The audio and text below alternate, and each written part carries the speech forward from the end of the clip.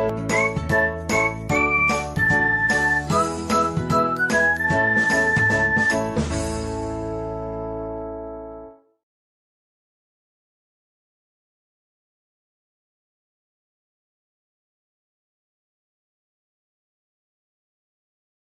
Back students, I am your business studies teacher Munira Farooq from smart Indian model school. बच्चों, हमने planning chapter में जो types of plans पढ़े थे, single use and standing plan, यानी कि सिंगल यूज़ प्लान होते हैं और कुछ स्टैंडिंग यूज़ प्लान होते हैं। यानी कि सिंगल यूज़ जो एक ही बार प्लान हम यूज़ करके उसको फिर डिस्कार्ड कर देते हैं, और स्टैंडिंग प्लान्स जो एक ही प्लान रिपीटेडली यूज़ होता है पर कुछ उसमें माइनर से चेंजेस हमें करने पड़ते हैं। तो आज हम पढ़ेंगे टाइप्स ऑफ प्लान्स, जिसमें हम देखेंगे कि क्या वो सिंगल यूज़ प्लान है, क्या स्टैंडिंग यूज़ प्लान है, या फिर वो neither it is single nor it is standing plan. So first we can see objectives. Objectives should be smart as, इसमें आप देख सकते हैं कि स्मार्ट को डिफाइन किया है, specific, measurable, achievable, relevant and time bound. यानी कि हमारे जो ऑब्जेक्टिव्स हैं वो स्पेसिफिक होने चाहिए, एक हमें आइडिया होना चाहिए स्पेसिफिक कि हमारा जो भी टारगेट है, जो भी ऑब्जेक्टिव है, स्पेसिफिक हो। ऐसा ना हो कि हमें सोचना पड़ रहा है कि हम क्या ऑब्जेक्टिव सेट करें या किस टाइप का सेट करें। उसमें स्पेसिफिकेशन होना बहुत ज़रूरी है कि ये पर्टिकुलर हमारा ऑब्जेक्टिव है और सारे ऑब्जेक्टिव से उनको अलग होना पड़ता है। यानी कि हमें मिक्सअप नहीं करना है, हर प्लान का एक अलग ऑब्जेक्टिव होना चाहिए। मेजरेबल होना चाहिए, यानी कि जो भी हम टारगेट अचीव करना चाह रहे हैं उसको हम मेजर कर पा रहे हैं या नहीं। अगर हम सेल्स अपनी इंक्रीज़ करना चाह रहे हैं तो हमें पता होना चाहिए कि हम कितनी सेल्स इंक्रीज़ करेंगे, कितना उसको हमने ऑब्जेक्टिव को अचीव कर लिया और कितना हम अचीव करना अभी और रह गया है।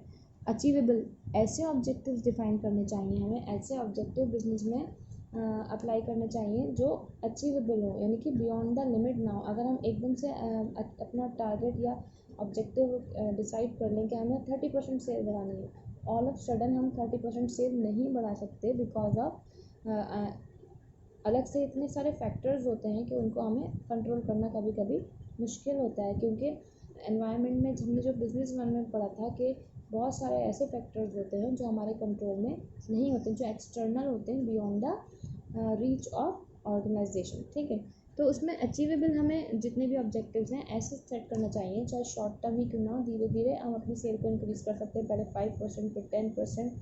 तो अचीवेबल ऑब्जेक्टिव्स डिफाइन होने चाहिए, रेलेवेंट होने चाहिए। ऐसा नहीं है कि हमें इंक्रीज़ करनी है सेल और हम ध्यान दे रहे हैं अपने परचेस पे, पैकेजिंग पे। जिस ऑब्जेक्टिव को हमने टारगेट को डिसाइड किया है वो ऑब्जेक्टिव हमारा और उसकी हमारी वर्किंग और हमारा जो प्लान है वो उसके अकॉर्डिंग ही होना चाहिए। नेक्स्ट है टाइम बाउंड। ऐसा नहीं है कि हमने 1 महीने का टाइम लिया कि हमें सेल इंक्रीज़ करनी है, लेकिन हमारा जो प्लान था वो इतना लंबा चौड़ा बन गया कि उसको लग गए इम्प्लीमेंट करने में 2 या ढाई महीने। तो टाइम बाउंड होने चाहिए ऑब्जेक्टिव, तभी हम टाइमली मार्केट में सर्वाइव कर पाएंगे और अपना प्रॉफिट गेन कर पाएंगे। For example, increase in sale by 10% by 6 months और decrease in rejections by 2% by 1 month.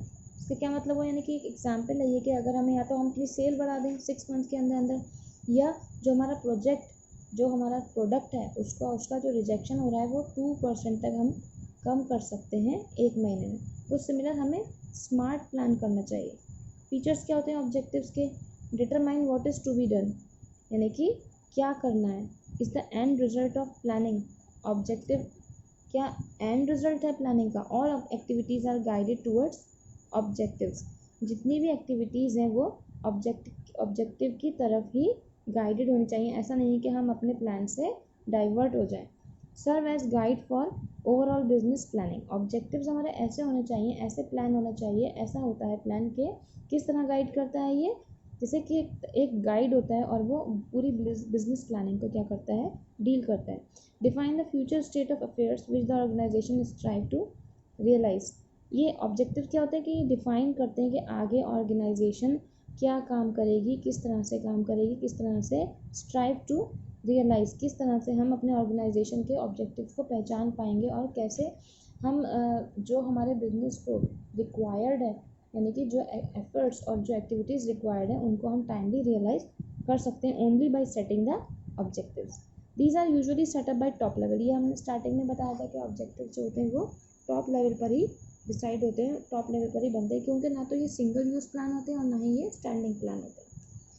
Next, strategy. Similar as objective, strategy is also neither single use और नॉट स्टैंडिंग प्लान। स्ट्रैटेजीज भी क्या होती है, वो top level पर ही बनाई जाती हैं, डिटरमाइनिंग। ये भी लॉन्ग टर्म ऑब्जेक्टिव्स को अचीव करने के लिए बनाई जाती हैं, और किसी पर्टिकुलर कोर्स ऑफ एक्शन को अचीव करने के लिए स्ट्रैटेजीज तैयार की जाती हैं, यानी कि स्कीम्स रखी जाती हैं। सपोज हमने अगर अपना प्रोडक्शन की सेल इंक्रीज़ करनी है तो हमने क्या करा, एक स्ट्रैटेजी बनाई कि हम रूरल एरियाज़ में जाके अपने प्रोडक्ट को प्रमोट करेंगे, और उसके साथ साथ हम क्या करेंगे, एक आइटम के साथ हम नेक्स्ट आइटम जो होगा वो फ्री ऑफर रखेंगे, ताकि हमारी सेल इंक्रीज़ हो जाए। और हम ऐसे एरियाज़ में जाएंगे जहाँ पर प्रोडक्ट की अवेलेबिलिटी कम होती है, सो दैट हम डोर टू डोर प्रोडक्ट को डिलीवर करा सकें। तो ये क्या हुआ, एक स्ट्रैटेजी हो गई। अपने ऑब्जेक्टिव्स को, अपनी सेल्स को बढ़ाने के लिए हमने स्ट्रैटेजी फॉर्मुलेट करी। जैसे कि हम टेस्ट अगर तैयार करते हैं टेस्ट का, तो हमें पता है हमें अपना टेस्ट तैयार करना है, हमें ऑब्जेक्टिव है हमारे पास, लेकिन हमने स्ट्रैटेजी नहीं बनाई कि हमें कितने आवर्स में करना है, कितना पोर्शन कवर करना है, कितना हमें MCQ पढ़ना है, कितना हमें सब्जेक्टिव पार्ट पढ़ना है। तो हमें स्ट्रैटेजी बनाना मस्ट होती है अपने ऑब्जेक्टिव्स को अचीव करने के लिए, ठीक है। जैसे कि choice of advertising media, sales promotion techniques, channel of distribution, ये सारे स्ट्रैटेजीज़ में आते हैं। डिमांड क्या है, हमने डिमांड को पहले एनालाइज़ किया मार्केट में जाकर, और फिर देखा कि इस प्रोडक्ट की ज़्यादा डिमांड है, इस क्लॉथ फैब्रिक की ज़्यादा डिमांड है, हमने वही सेल करना शुरू कर दिया। तो ये हमारी स्ट्रैटेजी हो गई। फीचर्स क्या होती हैं, it is the blueprint of business and provide outline of business. Strategy is influence by business environment. Strategy mostly business environment से इन्फ्लुएंस होती है। क्यों, अब हम देखते हैं अगर बिजनेस एनवायरनमेंट में, यानी कि बिजनेस एनवायरनमेंट एक्सटर्नल एनवायरनमेंट है, हम देखते हैं कि बाहरी मार्केट में कौन सा प्रोडक्ट ज़्यादा सेल आउट हो रहा है, किसकी डिमांड ज़्यादा हो रही है, और अगर हम अपना प्रोडक्ट को उसके अकॉर्डिंग तैयार कर लेते हैं या उसका कोई ऑल्टरनेट लेकर आ जाते हैं, तो हम बाहर के फैक्टर्स स्टडी कर रहे हैं। तो स्ट्रैटेजीज़ क्या होती हैं, एक्सटर्नल फैक्टर से ज़्यादा अफेक्ट होती हैं, ठीक है। नेक्स्ट इसका फीचर है, a strategy provide the broad contour of an organisation and business. एक हम बोलेंगे एक डिज़ाइन, एक शेप देती हैं हमारे बिजनेस ऑर्गेनाइजेशन को। कौन, strategies. Strategies usually take the course of forming the organization identity in the business environment. ये बिजनेस एनवायरनमेंट में हमारी जो एक ऑर्गेनाइजेशन की आइडेंटिटी है वो एक फॉर्मुलेट करने में हेल्प करती है बिजनेस ऑर्गेनाइजेशन को। तभी हमें सुनने में आता है कि नहीं, इस ऑर्गेनाइजेशन के पास ज़्यादा आइडियाज़ होते हैं, ज़्यादा प्लान होते हैं, ये बिज़नेस, ये वाला प्रोडक्ट, इस कंपनी का ये प्रोडक्ट जो है ज़्यादा सेल आउट होता है, क्योंकि इसकी स्ट्रैटेजीज़ बहुत डिफरेंट होती हैं। तो हमें एक आइडेंटिटी क्रिएट करने में हेल्प करती है ऑर्गेनाइजेशन को strategies. Major strategies decision will include decision like whether the organisation will continue in same kind of business और combine new line of activities.